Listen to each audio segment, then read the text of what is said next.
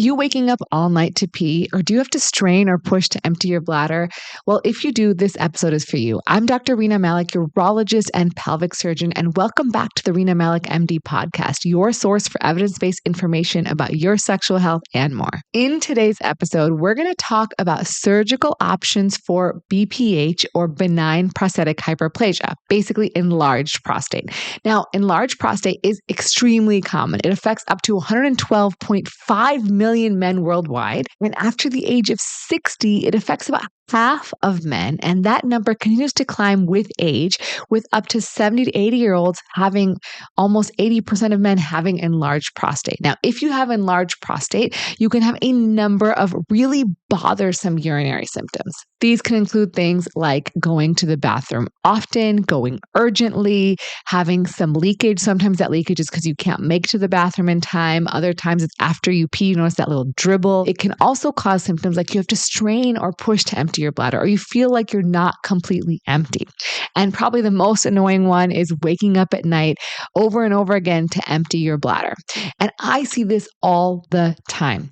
And I've talked about on this podcast and on my YouTube channel a lot about BPH. I've talked about ways to prevent it naturally. I've talked about medication management. I've talked about which is the best medication. And you can learn all of that on this podcast as well as my YouTube channel. But today I'm focusing on specifically people who want to have surgery. And why would you want to have surgery? Well, sometimes people have tried medications and they've maxed out. They've taken as many medications as they can. They've tried different doses. They've tried different formulations, and they're still bothered. Other times people just don't want to take a medication, or they can't tolerate the medications. They have side effects that are bothersome. So for those people, surgery is definitely an option. And for other people, there are absolute indications for surgery. Like if you're getting recurrent urinary tract infections, or if you keep having bleeding from the prostate, or if you're having problems with your kidneys because urine is backing up to your kidneys and causing what we call hydronephrosis. Those are absolute indications to have surgery. Also, if you can't pee. So some guys really can't empty and they have to have a catheter to drain their bladder. And instead of having a catheter, they would much rather undergo surgery.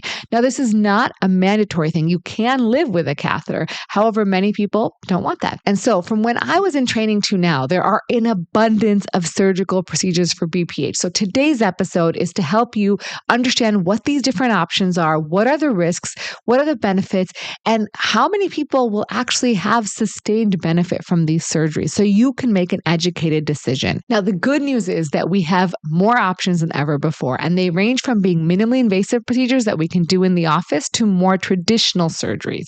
However, the bad news is because we have so many options, it can get really overwhelming. Now, for each of these options, when you're thinking about this or watching this, it's important to consider how big your prostate is, which you might not know, but if you've seen a urologist, they may have given you a size. You want to assess your overall health. Can you undergo anesthesia safely? Are you on blood thinners that might make you bleed more readily? And can you go off those safely? And your sexual function, how important it is to you, specifically ejaculation. The large majority of these procedures, not all of them, but the large majority will cause what we call retrograde ejaculation. And what that is when ejaculate goes backwards into the bladder rather than forward out through the urethra. Now, the good news is this isn't dangerous and you can still have orgasms and pleasure despite wherever your ejaculate goes. However, many men miss that sensation of ejaculation leaving through the urethra. In fact, I did a poll on my YouTube channel and 6,700 men replied saying a quarter of them would be miserable if they had retrograde ejaculation. So it's really important to think about that. Now, the other thing is that some of these surgeries claim that there is a rate of erectile dysfunction. Now, the reality is when we're doing these surgeries, we are not getting near the nerves that cause erections. So I think that's very unlikely that you would develop erectile dysfunction from one of these surgeries. It's usually often occurring when you're aging as well. And so as you age, you can also notice changes in erections because of age and other comorbid conditions. And so ultimately, yes, there may be a rate of erectile dysfunction in more of the bigger surgical options. However, I'm not 100% convinced that's from the surgery itself. Now, other common side effects that you will see with most of these procedures are a risk of urinary tract infection, particularly if you're doing a procedure which is like 9 out of 10 of them where you're going into the urinary tract. And so you can get a risk of infection. You can get a risk of bleeding in the urine, which is usually resolves on its own and usually doesn't create problems, but you will notice some discoloration of the urine. Injuring the surrounding structures. So what that means is that if we're going into the prostate or the bladder, you could potentially injure the bladder or the tubes that drain into the bladder from the kidneys. Now, again, this is exceedingly rare, but it could happen. And one of those other things that could get injured is your sphincter. If you do too much work around the urinary sphincter, which holds urine in, you might notice some leakage with coughing, sneezing, or lifting heavy things called stress incontinence. Now, this is exceedingly rare, especially if you're going to a surgeon who does a lot of prostate surgery. So I think the big key is always make sure you go to someone who feels very comfortable with whatever procedure you want to have done. Now, let's start with talking about the least invasive options that we call minimally invasive surgical therapies, or MIST. And most of these procedures are done in the office or are usually a same-day procedure. They're considered less invasive than most of our traditional options, usually because they cause less bleeding, they generally have an easier recovery, and sometimes they don't even need a catheter afterwards. Which also reminds me that most of these procedures will require you to have a catheter after surgery, and it's important to talk to your urologist specifically about how long they individually tend to leave a catheter after a specific surgery. Some urologists might leave it for just one night, and others might say you need it for longer, especially if you had a catheter before the procedure. And so that's an important question to always ask. Now, first up, let's talk about Rezum, or convective water vapor thermal therapy. Now, this procedure uses water vapor therapy to essentially ablate the prostate. So during the procedure, we take a camera, a small camera that goes through the urethra, and it delivers these targeted bursts of steam to the prostate. And each burst is about 9 seconds long. And most people will need somewhere between 4 to 6 targeted bursts. The steam then penetrates the cells and it releases the stored thermal energy, causing the treated tissue to die off and be absorbed by the body over time. And this then reduces prostate size. Now, the good news is it can be done in the office under local anesthesia or with light sedation, and it preserves sexual function. While there's been very rare issues with ejaculation, most people have no problems. Now, all of these procedures have shown benefit improving symptoms for the majority of men. Otherwise, they wouldn't be available because they go through rigorous clinical trials to prove that they are safe and that they are effective. But what I want to focus in on here is what you can expect after surgery, what the risks are, and how often you'll need another surgery if this one doesn't work. So after Rezum, you can expect some temporary worsening of your symptoms. I always tell patients that you will likely hate me for 2 weeks because things might get worse. You might actually have urgency and frequency, and that's because there's usually swelling after surgeries. And so in those cases, you sort of immediately don't feel better, you actually feel worse. And so oftentimes we'll prescribe medications to help during that time period to help relieve the symptoms. Typically, after surgery, you'll need a catheter for a few days at least, somewhere between 3 to 5 days. And then most patients can return to normal activities within a few days, and there's very little downtime. Now, the important thing is that results aren't immediate. Like I mentioned, it does take a couple weeks before you feel better, but it can take up to a whole year before you see the full benefit because your body's gradually absorbing that treated tissue. Now, clinical trials have shown that anywhere between 65 to 75% of men have significant symptom improvement within that first 3 months. Now, what about reoperation rates? In the clinical trials, the reoperation rate's rather low. At 5 years, they've looked at it to be about 7.5%. However, when you look at more real-world, larger, more complex prostates, that rate can go up to about 25%. There's really no sexual side effects that are noted with this procedure. I've seen a couple studies report maybe the most minuscule effect on ejaculation. And generally, most of the studies were done on smaller prostates, meaning less than 80 grams. Now, there's been some more recent studies looking at larger prostates of up to 130 grams. However, they've only looked at follow-up for about a year. So I would still at this time recommend this for smaller prostates, less than 80 grams in size, until we have more long-term data. Now, as I mentioned, I've personally performed this procedure and most guys tolerate it pretty well. I can't say it is pain-free. The numbing part of it is very uncomfortable.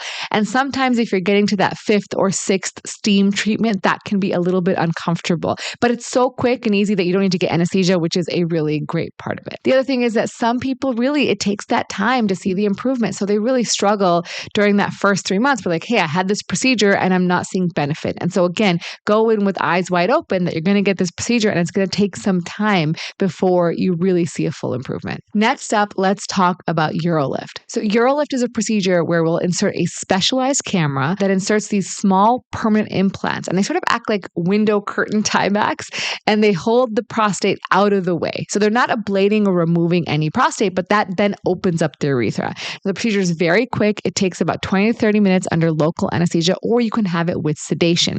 Now, Urolift has actually shown no issues with ejaculation or sexual function at all. And sometimes people will even allow you to leave after the procedure without a catheter. Now, again, that's not everybody, and I would just talk to your individual surgeon about this. Now, the other side effect with this is sometimes people do feel pain or urgency or frequency because of those implants. However, most of the time, those symptoms get better pretty quickly within that first few weeks. Now, the success rates are generally high, again, similar to Rezum, but they're not as good as what you would get with a more invasive procedure. Downtime is really minimal. Usually you can, again, get to normal activities within a few days. And what they report is 82% of men report significant improvement at 5 years. However, up to 22%, based on the number of different studies that have been published, require retreatment within 5 years.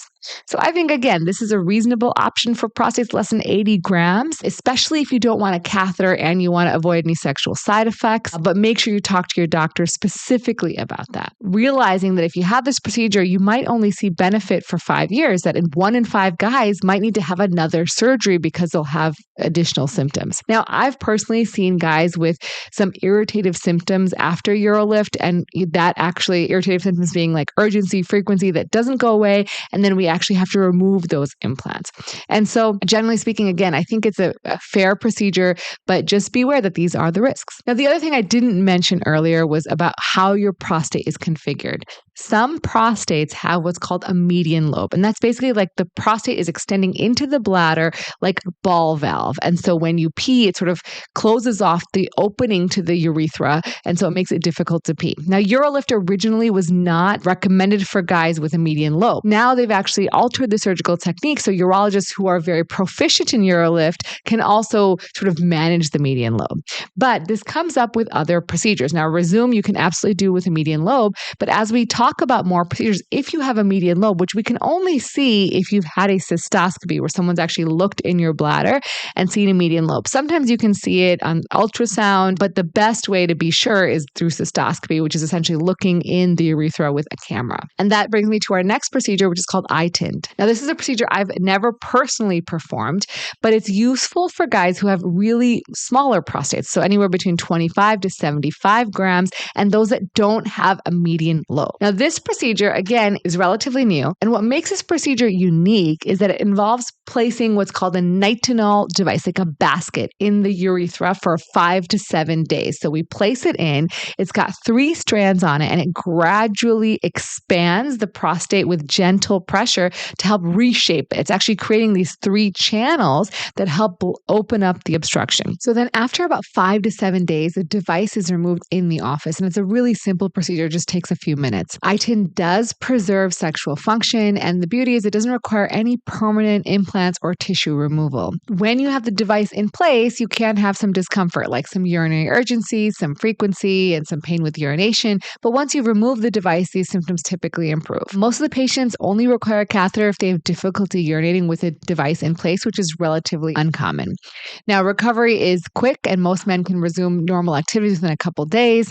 And 70 to 80% in the studies report significant symptom improvement. And so far, we have data up to about 3 years. And about 6.5% of people will require additional treatment during that time period. Lastly, in our minimally invasive category is Optilume. Optilume is a newer treatment, but it's primarily been used for urethral strictures or narrowings. So urethral strictures are basically narrowings that occur in the urethra where urine flows out of, and they occur because of sexually transmitted infections, prior trauma, or just autoimmune conditions. And so personally, I've been using Optilume for urethral strictures, and essentially it's a balloon that goes in and dilates the tissues. Now, the balloon is coated with a special chemotherapeutic drug called paclitaxel that essentially helps prevent the regrowth of tissues.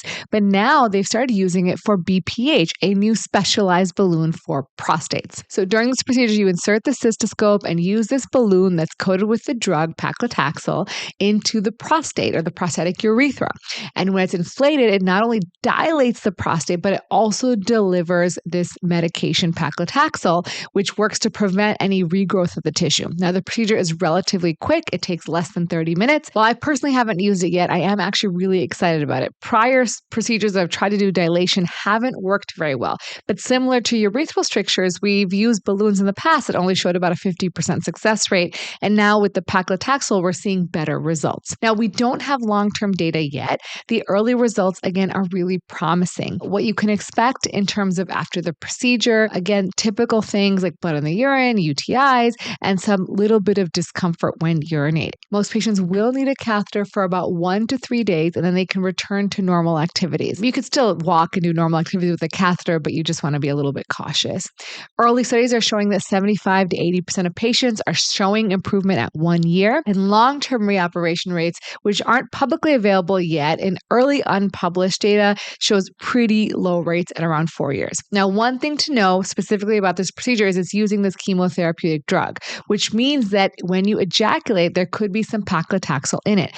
For that reason, we recommend using a condom for 4 weeks after getting the procedure done for sexual activity. And then after the first 6 months, you don't want to conceive or be part of conceiving a baby. So you still want to use some form of birth control, whether it's a condom or other option for contraceptives. And the last new treatment is called Aquablation.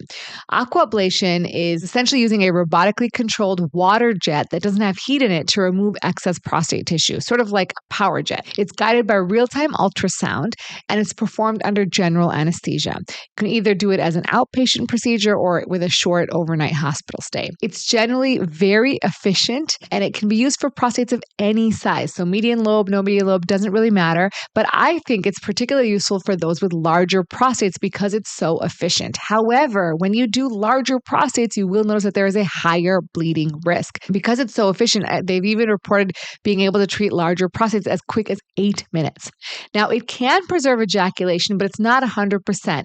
According to the data, about 19% of men will get retrograde ejaculation. And then ultimately, there is a low risk of transfusion or intervention for bleeding, which is somewhere between 1.8 to 9%. Now, intervention could be going back in with a catheter or going in with a camera to cauterize the bleeding. Most people will need a catheter after surgery for at least 1 to 2 days, and surgical retreatment rates up to 4 years are only at 4%, so pretty low.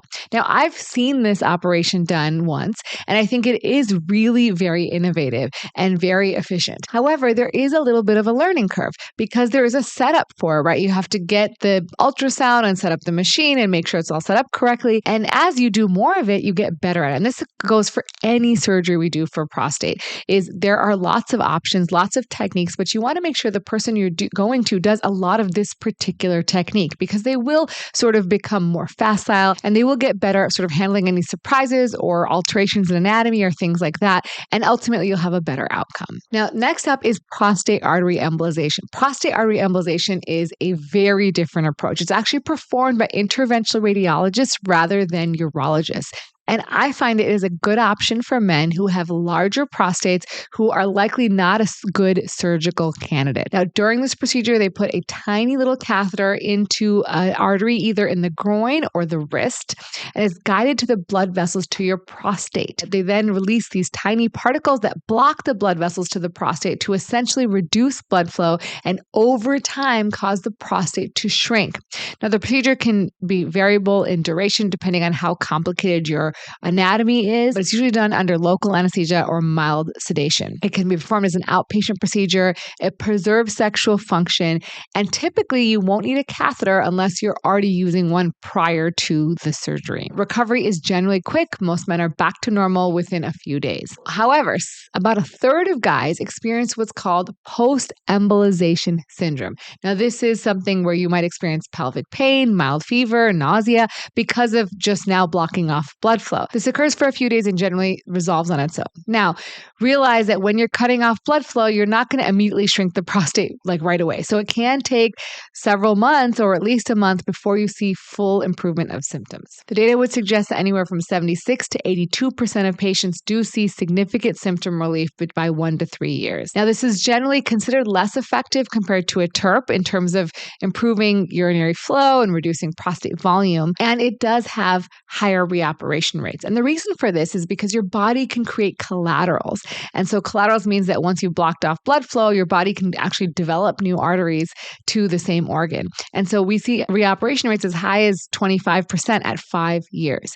Again, I still think this is a good option for minimally invasive, for men who don't want to have surgery and don't want to have any impact on ejaculation. Now, if you guys want to learn more about this procedure, I have a guest, an expert coming on the podcast very soon to talk about prostate artery embolization. So make sure you subscribe or follow the podcast so you don't miss when this episode comes out. And of course, as you're listening to this, if you think of a specific procedure that you want to learn more about from an expert who performs tons and tons of these operations, please let me know and we can get them on the podcast. Now, moving on to more traditional surgical options, let's start with the gold standard, the transurethral resection of the prostate. Now, this is still the most common surgical treatment for BPH, and in fact, my personal favorite. During TURP, we actually put in a specialized cystoscope called a resectoscope through the urethra, and we use an electrified wire loop to basically cut away excess prostate tissue piece by piece. And this immediately opens a channel. We sort of describe it as a roto-rooter because a lot of guys tend to understand what that is. It does require general or spinal anesthesia and takes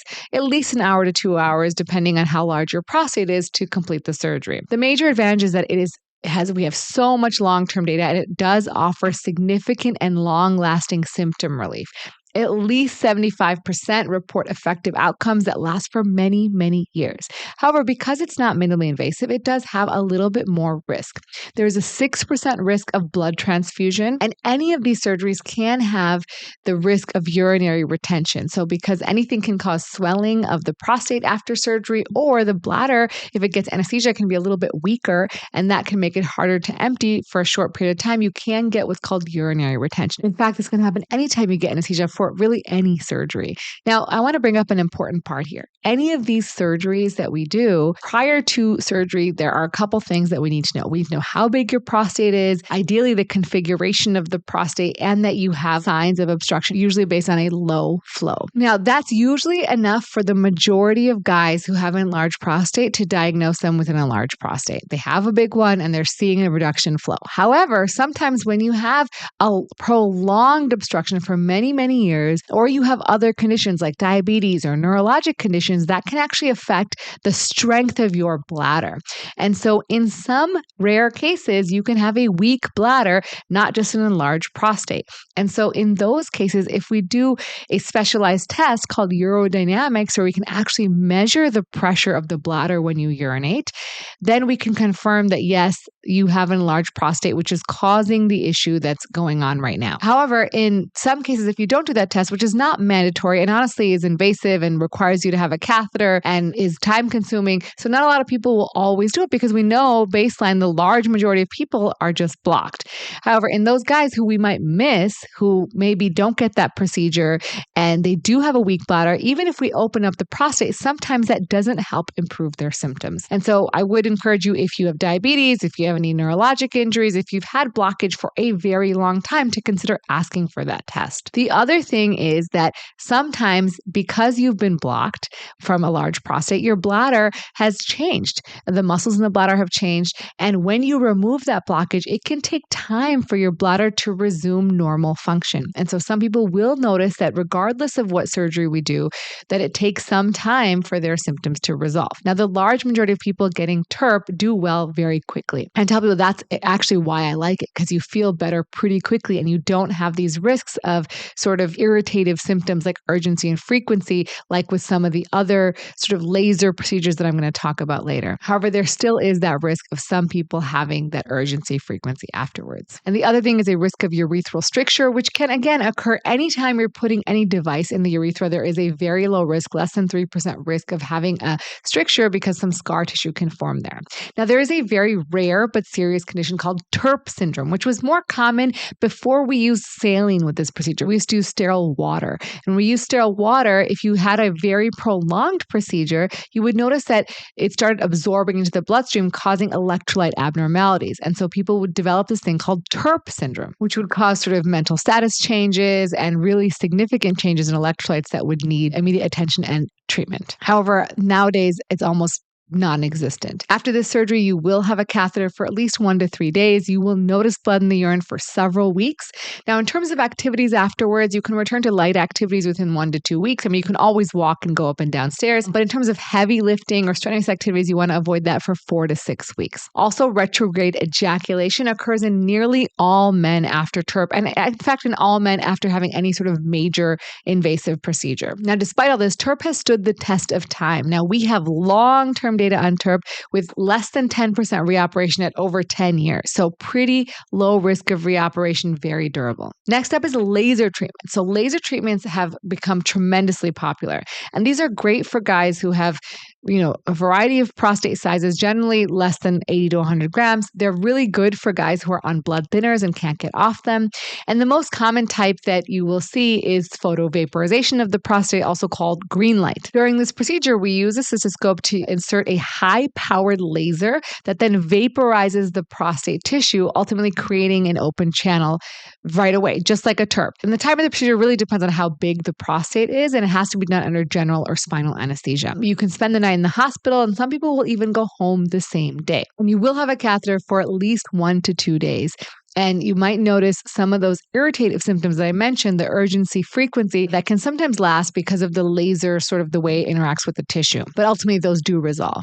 Now, this is, again, a good option for guys who want a durable option, but they have a high risk of bleeding because it is safe for men who are on any sort of blood thinners or anticoagulation. The recovery is relatively pretty quickly. Still, again, no heavy lifting or strenuous activity for at least 4 weeks. And generally speaking, all the risks that we've talked about still exist, but again, are low. Again, this is a more invasive procedure, so it will cause retrograde ejaculation, and reoperation rates are pretty low at about 7% at 5 years, which is slightly higher than TURP. But when you look at longer term follow-up, the reoperation rate can reach up to 23%. So again, something to consider when deciding. Now, the other type of laser procedure is a laser enucleation procedure, either using a holmium laser or a thulium laser. So you might hear things like TULEP or HOLEP. This is a very highly specialized procedure, and you want to make sure you're going to a high volume surgeon, meaning someone who does this all the time.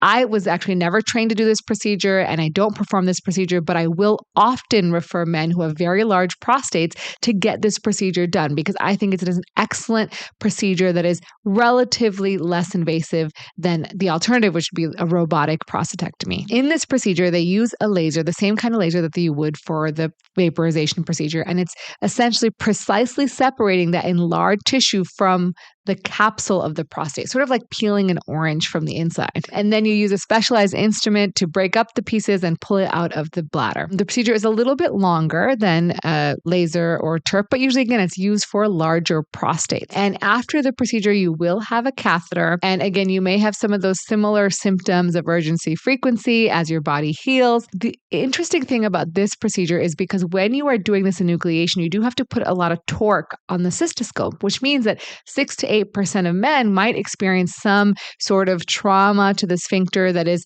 transient, meaning they might develop some stress incontinence, about 6 to 8% that occurs, or leakage that occurs with coughing, sneezing, or lifting heavy things. Again, similar outcomes, retrograde ejaculation is very common, but success rates are really impressive, with 80 to 90% of men having significant symptom improvement. If you want to compare lasers, holmium and thulium are generally similar in terms of outcome, but the most impressive thing is that this has the lowest rate of reoperation among all the surgeries we've talked about 4 to 5% at 10 years, meaning it is the most durable option we have. Now, I mentioned robotic prostatectomy. So for large prostates, another option is a robotic simple prostatectomy. And this is ideal for guys who have really, really large prostates, or if they need an additional procedure, like they need to get a bladder stone removed or a bladder diverticulum or outpouching removed because you're already in the vicinity of the bladder. So during this procedure, we go in through the abdomen, tiny little cuts in the abdomen to essentially, again, remove the inner part of the prostate, leaving the capsule intact through small incisions. And it takes about 3 hours under general anesthesia. And if you obviously go through the bladder to remove a bladder stone or for a specific technique,